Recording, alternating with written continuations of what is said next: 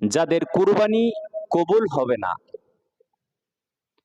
কয়েকদিন পরে আসতেছে পবিত্র ঈদুল আযহা। এই ঈদে কুরবানি করতে হয়, কুরবানির পশু জবাই করতে হয়।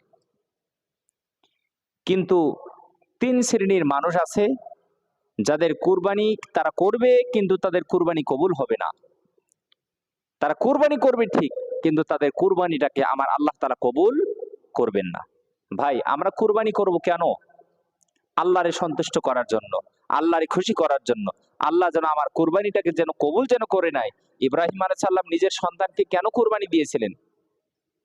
সন্তানের মাংস খাওয়ার জন্য নয়, আপনার সন্তানকে কুরবানি দিয়েছিলেন আল্লাহ যেন তার এই কুরবানিটাকে যেন কবুল করে নেয়। আল্লাহ যেন তার এই উদ্দেশ্যটাকে যেন কবুল যেন করে নেয়। আল্লাহকে সন্তুষ্ট করার জন্য ইব্রাহিম আলাইহিস সালাম কুরবানি দিয়েছিলেন। কিন্তু ৩ শ্রেণীর মানুষ এমন রয়েছে যারা কুরবানি দিবে, কিন্তু তাদের কুরবানিগুলো কখনো কবুল হবে না। আমার ভাইগণ, বন্ধুগণ আমার, প্রথম নম্বরে যাদের কুরবানি কখনো কবুল হবে না, তারা হলো যাদের নিয়ত বিশুদ্ধ নয়, যাদের নিয়ত খাঁটি নিয়ত নয়, যারা আল্লাহকে সন্তুষ্ট করার জন্য কুরবানি যারা দেয় না। এরকম মানুষ আছে না নাই? অসংখ্য অগণিত মানুষ আছে যারা কুরবানি করে কিন্তু আল্লাহরে সন্তুষ্ট করার জন্য নয়। আমাদের সমাজে অনেক মানুষ আছে যারা কুরবানি করে, কোরবানির পশু যখন সে ক্রয় করে, কোরবানির পশু বাড়িতে ক্রয় করে নিয়ে আসার পরে গ্রামে গ্রামে ঘুরে নিয়ে বেড়ায়, মানুষকে দেখায়, দেখো আমি এটা কোরবানির জন্য ক্রয় করেছি। নাউযুবিল্লাহ। মানুষকে দেখানোর জন্য কোরবানির পশু এদিক সেদিক ঘোরায় নিয়ে বেড়ায়, দেখো আমারটা কত দামি, আমারটা কত বড় গরু। এরকম মানুষ আছে না নাই? অসংখ্য অগণিত মানুষ কিন্তু এই কাজটা করে। এরপরে দ্বিতীয় নম্বরে যে মানুষগুলো কোরবানি করে কিন্তু আল্লাহর সন্তুষ্ট করার জন্য নয়, গোশত খাওয়ার জন্য।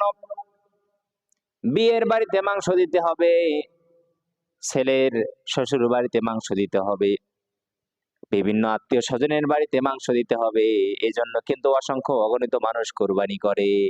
আবার আর এক শ্রেণীর মানুষ আছে, ঈদের দিন সকলেরই ছেলে মেয়ে সকলেরই পরিবার মাংস খাবে আর আমার পরিবার না খেয়ে থাকবে, আমিও দিলাম। এরকম মানুষ আছে না নাই? অসংখ্য অগণিত মানুষ কিন্তু এরকম আছে। আবার অনেকেই এরকম টাকাওয়ালা আছে, আমি যদি কোরবানি না দেই আমার অনেক টাকা পয়সা, মানুষ আমার বখিল বলবে, কিপটে বলবে, আরে এত টাকার মালিক ওই বেটা তারপরও কোরবানি দেয় না। এরকম যদি নিয়ত যারা করে, যাদের নিয়ত গুলো খাঁটি নয়, বিশুদ্ধ নয়, যারা কোরবানি গুলো করে মানুষকে দেখানোর জন্য, সম্মান বাঁচানোর জন্য, আল্লাহকে খুশি করার জন্য নয়, এদের এই কোরবানি গুলো আমার আল্লাহ তাআলা কখনো কবুল করবেন না।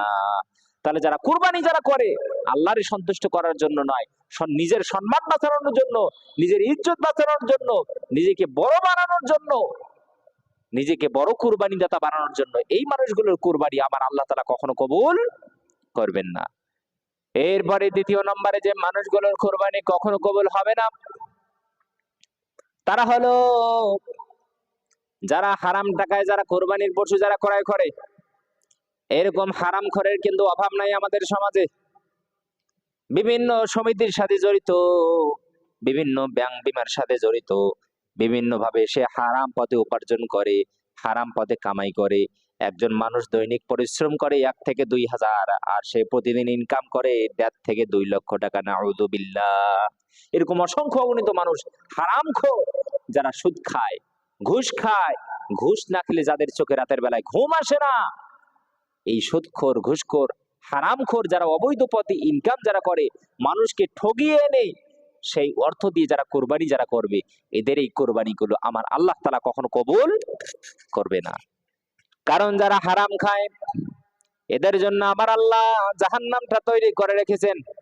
যারা হারাম খায় এদের সমস্ত সুখ শান্তি গুলো আমার আল্লাহ কিন্তু কেড়ে নেয়। এজন্য আমার ভাইগণ, বন্ধুগণ আমার, আমরা কোরবানি দেব আল্লাহরে সন্তুষ্ট করার জন্য। আল্লাহ বললেন, ও আমার পয়গম্বর ইব্রাহিম, তুমি তোমার সব থেকে প্রিয় জিনিসটা কোরবানি দাও। ইব্রাহিম আলাইহিস সালাম বুঝলেন সব থেকে প্রিয় জিনিস এই মুহূর্তে আমার কাছে আমার সন্তান।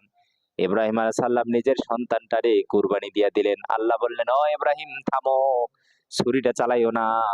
জিবরাইল আলাইহিস সালাম জান্নাত থেকে একটা দুম্বা নিয়ে গিয়ে ইসমাইল আলাইহিস সালামের পরিবর্তে আল্লাহ তাআলা সেই জায়গায় একটা দুম্বা কুরবানি দিয়ে দিলেন। আল্লাহু আকবার।